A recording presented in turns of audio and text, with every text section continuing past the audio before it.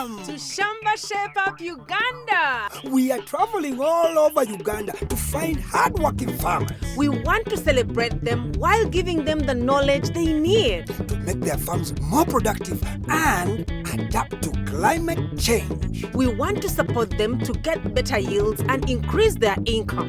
We will see how farmers can benefit from our experts' advice and turn their farms around into a profitable business, while learning from each other in so many ways. Join us on these journeys and share in the farmers' experience on the Shamba Shape Up Uganda.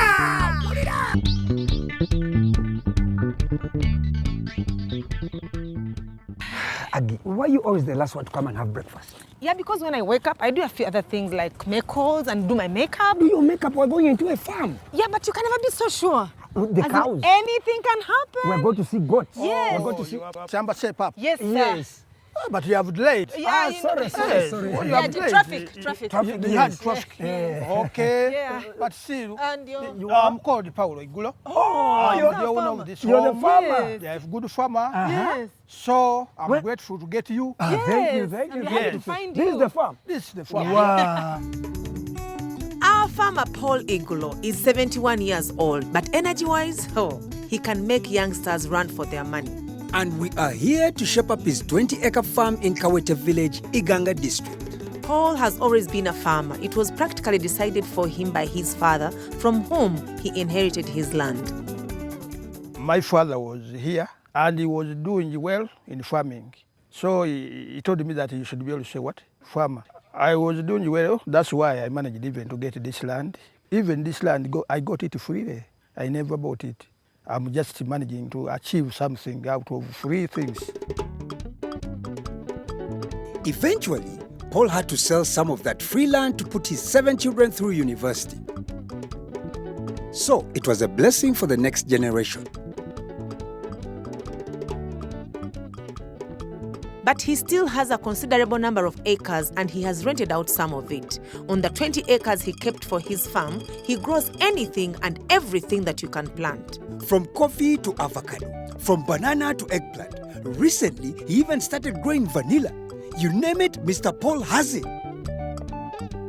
But we will only focus on some of his crops like maize, bananas, Sukuma wiki, and coffee, of course. It holds a special place in Mr. Paul's heart. My father took money from coffee to educate, to get little knowledge. So I cannot leave coffee. And when I was young, I used to plant coffee with daddy. So I like coffee. And even my children, I want them to continue. Our farmer likes coffee, but is not getting much of a yield. The culprit is that pest that has been plaguing so many farmers in Uganda. Mr. Paul, Yes. this pest is one of your serious problems. Yes. But you said you don't know it. I don't know it, and I don't know how to kill it. It is the main issue why I'm not getting better yield in my coffee. It is called the black coffee twig borer. Okay. It bores a hole in the coffee twig and it enters in to lay eggs. So in the process, the twig dries. Okay. And when it dries, it can cause yield loss of up to 50%. Half of what you'd have harvested from the tree Yes. can be lost because of this pest. And that's what I'm worried of. This pest can survive on a number of host trees apart from coffee. Okay. For example, this avocado tree is one of the trees that keeps this pest. Keeps this pest. Yes. So it hides there in the avocado tree, but doesn't affect the avocado tree. Okay. So as you pick it away from the coffee, which is under here in the garden, it still comes back. It is saying, finish and I come back. And that is also a problem on my side. Because that avocado there, Yes. I can sell it even 500. Okay. So when I think of cutting this avocado, it is also a problem. No, it will be a decision to take. Okay. You can see the pain now. Okay. Now, there are also other trees which keep it like the avocado keeps. The musambia, you see the musambia in your garden there? Yes, I've seen it. That one keeps the twig borer. There's a musambia The there. other one, okay, I'm seeing it. So that one also keeps the twig borer. Okay. Okay. First of all, you said the agriculture officer told you how to control. Can we know those methods he told you to control? I cut, I put in the cavuera, I move with the bag. cavuera. I say a place where I can burn them. That is all. Okay, that is right. but the reservoir It's still there. is still there. This one. Yes, this That the one, the avocado, other one, the other one. the musambia, the musizi. So as you cut and go and burn, still the source is there. It's still coming. But the main issue is that I thought of getting money from here. The avocado. The avocados, I get money. That's why I'm still Now hesitating. the issue is money from various sources. And but I'm making vanilla also. I'm starting making vanilla. vanilla. Okay. And okay. everything is having money. That cocoa is a lot of money. So you tell me, you advise me. Yes. Mr. Paul has planted coffee on 4 or is it 7 acres? Impossible to know because he has intercropped it with so many other crops. But there's a reason behind his choice. As you see, I'm old. But How old? when I make different gardens, there's a problem of working on them. Because you have that plantation alone. Yes. You have that vanilla alone. You have this alone. That's why I'm making intercropping. Okay. That's So my there's an problem. aspect of labor also. Yes. Yes. That's Okay. the problem. Is that a good thing? Is that a bad thing? Because we have cocoa, we have avocado, And we have vanilla also. vanilla coming, we have napier grass, bananas, a man of all seasons. Now, intercropping is a good idea.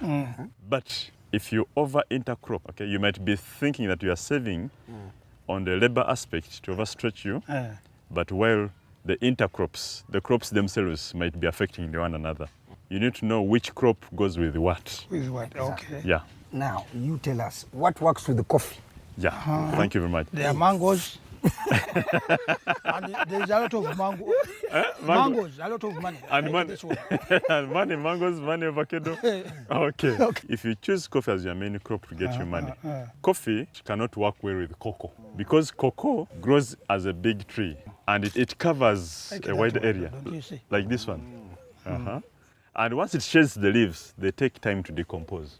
So coffee with cocoa, No may good. not, Cannot work. because they will be competing. The crop that goes with the coffee is banana. It provides some shade. So now, intercrop your coffee with banana, Yes. and recommended shade trees like albizia and the ficus.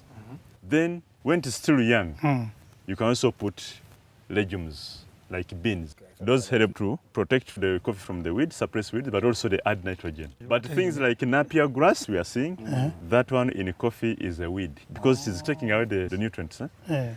I'm getting you. So the recommendation would be separate your cocoa from your coffee. From the coffee. We're not discouraging you because it's also a source of income.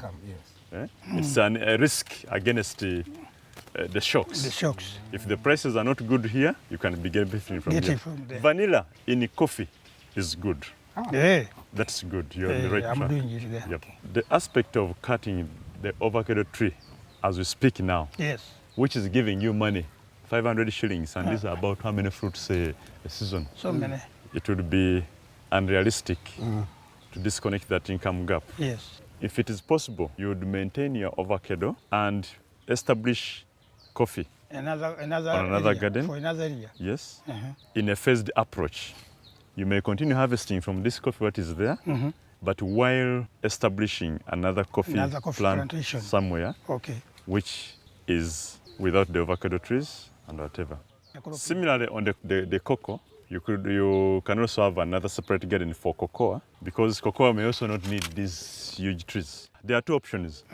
Phase out your coffee while leaving your avocado, but make sure that now you can add in more avocado so that now it is an area of avocado. Avocado. Then the other area is coffee. For coffee. Eventually. Then the other area is cocoa. And matoke. And matoke. Then the other area is cocoa. So you'll have three major Main- enterprises, Okay. well maintained and giving you more money. So when I improve like this, I'm going to be so rich. Get focused. Yes. Yes. You don't have to do everything. Everything. No. No.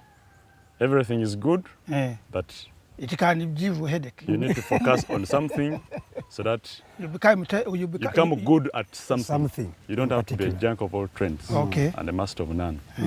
Our farmer is as fast as lightning. He's already having his ficus tree cut down and Caris is there to help him. He'll make charcoal and sell it. More money for Mr. Paul.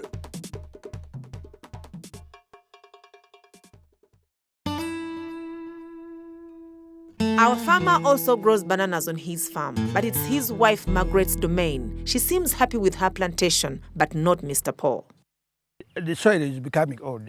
The yield is not enough, it is not good as I used to get. But we are not bothering using manure. Just plant, you get a good yield. Very big, huge, a big one. And now they are tiny, so that is a problem. Mr. Paul has zeroed in on the problem, and yes, the soil is not what it used to be. But our expert from Makerere University, Charles Rugorobi, who has thoroughly inspected the plantation, has ways to mitigate the ravages of time. When did you plant this plantation? It is about 5 years. 5 years. 5 years, as far as Matoke is concerned, is too young. Okay? Ooh, for us. No, it is too young. Bananas can stay for more than 20 years. It depends. More than the soil. More than 20 years. And even if it is soil, there is a way you can improve the soil fertility. The soil fertility. So that the bananas can stay long enough while giving you big bunches. Big bunches. Okay? That's what we want. We want that knowledge. So these are some of the few things we are going to start doing. One, we are going to keep all the weeds out of the plantation, Margaret. We have to make sure that this plantation is like as if it is a compound. No weeds at all. The problem with weeding here Yes. is because it has been raining too much. Otherwise, we are serious with weeding. There's no problem. Just But keep because on, it has been raining too much. but you keep on weeding. Yeah. Okay? Then we have also to add on its food. You know, the fertility which was in the ground before is now used up with one coffee, which is behind you, even maize. And maize are dangerous. It is a dangerous crop for one reason. To mix with It takes a lot of nutrients from the soil. So meaning that the food which is in the soil now is not enough for the 3 crops. Charles, wait. Guys, Margaret can't stand for a long time. Caris, please help me with the seat. But here you can get it. You can get it. Cut it too. Okay, let's go. Like we have discussed, let us keep the weeds out of the garden. Don't plant more maize in here. For the coffee, there's no problem. Let it be there, good enough to be scattered. Okay, it's not close to the bananas. Let us get some cow dung. Cow dung which is old, which has stayed long. Okay, then we measure 2 feet from the main plant. Then we put around. Then the many plants around that big one, reduce the number from the 5 or 6 to around 3 to 4, so that the fewer plants have enough food. Whatever have been reducing the nutrients from the soil, now to be enough for the bananas. Even here I put manure. Hey, but add some more manure to it, like 2 times a year. You can even put like a basin, okay, around it. The moment we improve on the bananas we have, we can get from big to huge bunches, big ones, okay? And by getting big ones, it means that you'll get a lot of money. This plantation we are seeing, you can get 150 bunches a year. How much do you sell a bunch in this area? 20. Sometimes 30. You see? So that means you'll be getting around 150 times 20 per bunch. That's around 3 million a year and above. That's good money. It's good money. For Margaret to look good, like, Can get whatever she likes Good. without bothering me. shoes, what, and she looks She can't even bother me. Yeah, great. with Okay. all that money, yeah. Our farmer still wants to show us other trees, but we are done with the bananas, Mr. Paul.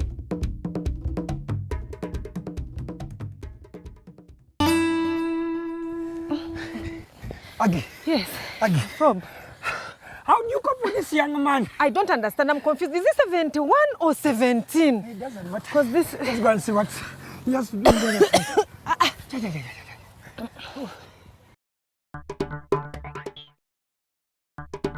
So you know what I was telling you? Oh, no, not Caris. Not again.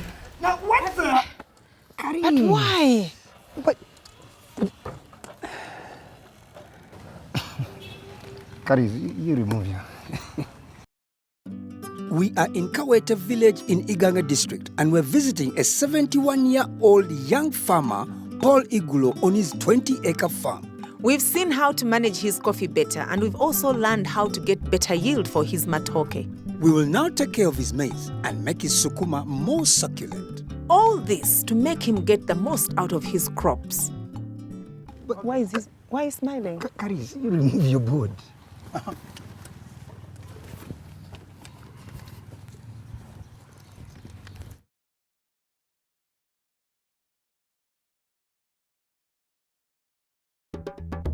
Our farmer has planted maize on 3 fragmented acres, but things are not looking good at all. Last season, he harvested only 2 bags out of his half acre. That's not much. What problems do you have in it? My challenge is it is this type of grass. The agriculture officers advise us just to pull them. But when we try, they come back and they are there. they are there. After a few days, you find them again. I can as well address the farmer, Mr. Paul, Yes. to come and then you pull your striga From the garden. from the garden, and then after pulling, then you burn. But again, you don't allow to reach to that extent of flowering, because when it flowers, it accumulates. Its growth it continued rapidly. So it implies that you are again allowing it to accumulate in your garden. It has affected most of our farmers, the striga. It's a common problem. It's a common problem. So somebody may think that for me I have my land, there is no striga. And as years comes, you may find the soil when it has the striga. Oh, so the striga buries itself in the soil. In the soil. So when you come to plant, it will come out. Oh. Each striga plant can produce up to 20,000 to 50,000 seeds, which can stay dormant in the soil for up to 20 years. Until maize is planted, that's when it strikes again. I can see some seeds here. What are they for? Yes. We have now striga resistant maize variety. Okay. Okay. How do we call it? Striga resistant variety. In simple time, we call it Kayongogo striga we. Okay. So it can be resistant to this striga. It is even resistant. How many kilos are there? Those are 2 kilograms. 2 kilograms. 2 kilograms. It can plant a quarter an acre. A quarter an acre. And in a quarter an acre, you can get 7 bags. Is it true? It is true, and it's real. It is now 4 years in the market. But they have not even told us. Some farmers don't know about so this. That's why I'm here. Okay. It's okay. It's okay. How do you plant this? How many seedlings do you put? The way we plant bazooka, the way we plant, which is not treated with striga, Okay. is the same way we plant with striga. Okay. Of course, we need to follow the first plowing, the second plowing, and then we wait at the onset of rain. That's when we plant. And then from there, of course, we need to have the fertilizer. Okay. The new one over which they buy on shops or our local fertilizers? Actually, it depends where you are. You may be capable of buying the new one on the market. And you have your organic manure. So that one, when you use that one, automatically you even increase your yields. Okay. So for the case of spacing, Yes. it is 75 by 60. 75 is from a line to a line. A line. Oh, line to a line. It is 75 Then centimeters. from the hole to Then another from hole. a hole to a hole, it is 60 centimeters. In that spacing, we use 2 seeds per hole. How many days does it take to grow? I mean, to start harvesting? That seeds, it takes 120 days ready to harvest. Is it advisable making intercropping? It is advisable to mix the soybean, the nuts, Yes. because they also add nitrogen in the soil. The beans. And in so doing, when they add nitrogen to the soil, of course, they will even allow your maize to grow better. Not only that, legumes like beans or groundnuts also release a chemical that repels the striga. So yes, planting legumes with the maize is a good idea, and we know Mr. Paul is a big fan of intercropping. And he has decided next season he'll give the striga-resistant maize variety a try. Mr. Paul has a small plot of less than a quarter acre of sukuma. He says it's been treating him well because he gets his daily income from it. Market is not bad because at least this morning I've already entered the 5,000. These people who are nearby, they come and buy vegetable from there every day. They come. But still, we brought in Agriculture Officer Halima Namubiru to make sure that Mr. Paul continues doing well with his sukuma. You are doing good harvesting, no? Like not pulling the whole plant, but you are sustaining it. But I'm very impressed with the trenches. Next time you can make them a bit deeper, so that you have more water. Because this is like your tank. So it's good work. Yes. But the plant population that I see is very small. For example, if we follow the right spacing. But here the spacing, I'm seeing one plant, the other. Seedlings are not better because you plant on a good one and size, but some seedlings that doesn't come up. Because you may go to the shop, you buy, you think it is good. When you plant, it doesn't even yield well. The next time, when we are going to buy seed, make sure you're buying from a certified company. That they will offer me a receipt. And if I go and plant and things don't germinate, I'll go back and tell them what has happened. Then let's avoid also buying from other farmers. Let's buy from those certified companies and let's look at the expiry dates. Look whether that's the real seed that you want, and make sure it is sealed properly. But what would be the right spacing? If it was small-leaved sukuma, it would have been 30 by 30 centimeters. That is 1 foot. 1 foot, okay. But if it is medium-leaved, then we have 45. That is 1.5 feet, like this. You see? That would be, when it is broad, this big leaf, there are these ones which are, So that one will be 60 centimeters by 60. Okay. Yes. So if we put that, we shall have maximum plant population in the garden. But now this one is too much. He has overspaced, and there we are misusing the land.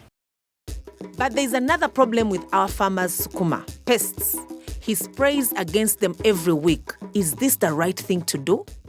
With sukuma, it's not a routine that I should be spraying every 3 days, every 1 week, because it is a leafy vegetable where people eat it raw. So we only spray when there is a problem. And the common insects here are the aphids. And aphids, I saw some here on the farm. You're saying? And they are always underneath the leaf. For you move around looking at the leaf on top, but the problem is under. But of course, nursery bed, you're saying you do it well. We do it. Yeah, that's where we get strong plant from. And when we come here, we're supposed to apply manure 1 month before we transplant the sukuma. Okay. Yes, and if we have some mulch, it is good to put it to retain the moisture in the garden. Then, even the disease incidence will be low. But we should be scouting. Because if I scout my garden every evening, I will know there is an insect that is attacking my garden. Then I may pluck off that leaf, and maybe I would have taken away the pest from the garden. So monitoring is very key. Very important. Yes. Like, for example, these leaves I'm seeing on the ground. Did you harvest and then they fall and you left? When these customers come, I pick those, the one down. I pick them and throw it. Then I pick the best, which he likes. You are picking the leaves which are down. Down. And yet we know that the leaves which are down are accessing a lot of pests and disease. Because as the rain drops, there are splashes. That's why you see that most of them, they are the ones which get sick faster. I know when you pluck and throw, it's not in good shape to be given to a customer. So when we pluck it, let's take it out of the field. I remove them. Because you are inoculating disease and pests in the garden. So let's pluck them and put them away. And throw them away. Yes. I've not been doing it. That's a lesson to me. Yeah. Paul, do you have any other question? No, that is enough. You're saying that is enough? Trust Mr. Paul to become impatient. He probably has to run off somewhere to take care of something else. How does he stay so young? I don't get it. I'm not young, but I'm just strong. I'm old. But for me, you find me everywhere, all the time. And people are wondering why. I think farming, the way how I'm ever making practice, for everything, doing this. That's why I'm still strong.